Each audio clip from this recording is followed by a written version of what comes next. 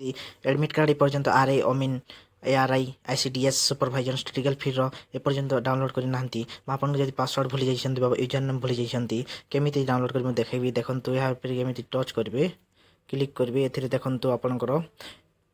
Application number देवे बा date of birth दे कैप्चा फिल कर लॉगिन कर आपंकर एडमिट कार्ड डाउनलोड करेंगे और आप भूली जाइए मुझे देखी दूसरी केमी आपंकर एडमिशन बा एप्लिकेशन नंबर भूली जाइए आपंकर जदि से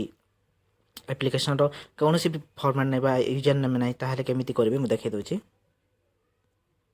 आपड़ जब भूली जाइए आपण समस्त तथ्य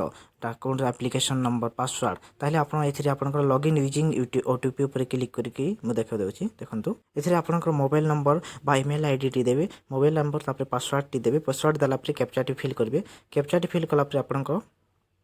लॉगिन हो जापारे आपको गोटे OTP आसो से OTP की आप कैप्चा करेंगे जापारे आ गए ये मोबाइल नंबर देलापर लॉगिन यूजिंग OTP कर गोटे कैप्चा फिल कलापर आप OTP दे आप डाउनलोड करेंगे एडमिट कार्ड आप एप्लिकेशन नंबर मध्य जानीपर धन्यवाद।